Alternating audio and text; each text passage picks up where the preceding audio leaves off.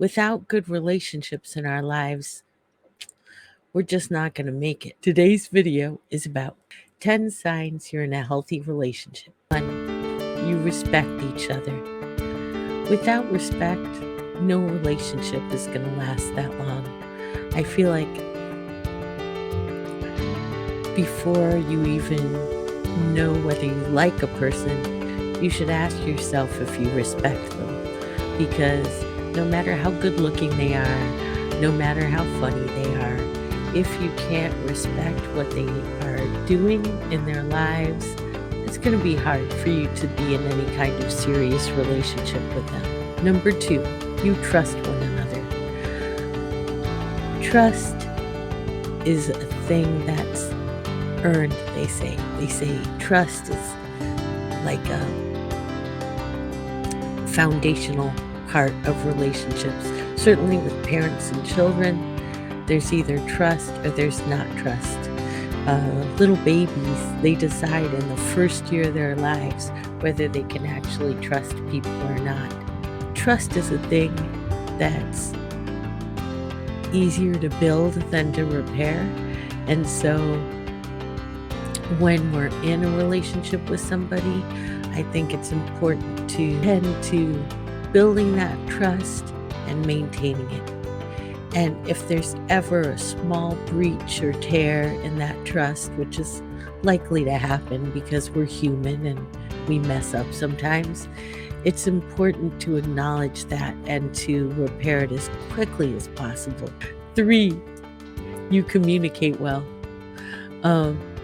Communication, everybody agrees, is really important in relationships, whether we're talking romantic or parent-child relationships or friendships. Communication is key.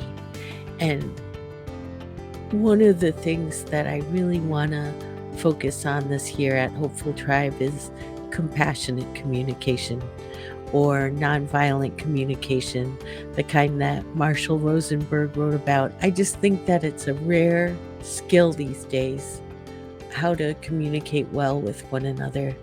And again, like trust, it's foundational to any serious relationship. 4, you're both committed to the relationship. Again, this is applicable to friendships as well as romantic relationships. I think that if there isn't a serious commitment going on, then you're kind of wasting your time, because unless we're talking about just an acquaintanceship or a coworker relationship, this is a person that you're going to invest a lot of time and energy in. And so if you're not committed, it's just not going to work. And I really like to judge commitment by people's actions. People can say they're committed to me, but unless I can see in their actions that they are, I don't believe them. 5, you're kind to one another. Kindness is so underrated. A lot of people think that nice people or kind people are weak. And I'm here to say, actually, kindness is one of the most powerful things that you can offer in the world. I really believe that a little bit of kindness can shift any difficult situation. Number 6, you enjoy each other's company. So I'm 57, so I've had lots of different relationships at this point. I have had romantic ones, many friendships, many children, and I feel like this one is really important, especially going through hard times.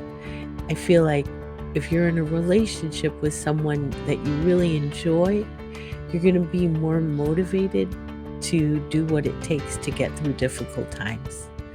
And of course, your daily interactions are going to be more fun too. Number 7, you support each other's goals. And like the commitment one, I really think when it comes to assessing whether somebody supports your goals or not, it's best to look at what they do rather than what they say.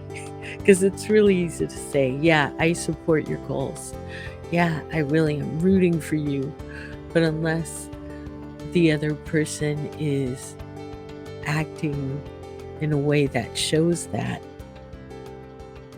I wouldn't believe it. I just wouldn't believe it. For instance, I had a friend who said whenever they were trying to lose weight and they told their family, they would leave McDonald's coupons, in the kitchen. To me, that's not supporting somebody's weight loss goals. Number 8, you make decisions together. I know we all want to be independent and do what we want to do, but if we're in a relationship with someone and the decisions we're making are going to affect them, I think it's really important to include them in this decision making. I think this is important in romantic relationships or parent-child relationships. One of my friends told me, I just can't believe the things you discuss with your children. And I never understood why parents didn't talk with their kids about things that were going to affect them. Because even little kids don't like it when you make changes in their lives that they didn't know about. 9, your friends and family support your relationship. This isn't as applicable to children and parents, but in friendships and romantic relationships, I think it's really important to listen to what your friends and your family are saying about your friends or your significant other. If they are overwhelmingly displeased with your choices, there's probably a good reason. I think there are exceptions to that rule. Like if your family is just full of people who wish you ill, I guess maybe that's not a red flag, but that's usually not the case.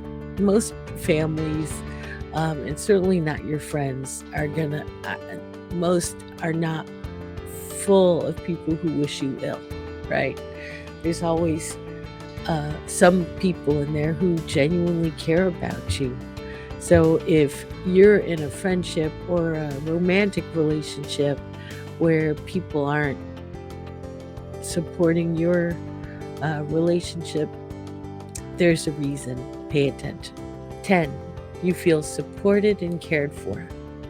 So when you are in any kind of relationship, I feel like the most important feeling you should be cueing into to decide whether it's healthy or not is whether you feel consistently cared for, whether you believe that this other person loves you and has your best interests in mind. And now you have the 10 signs you're in a healthy relationship. 10, 10, 10. Okay. All right, Hopeful Tribe, you stay loved and hopeful until we see you again.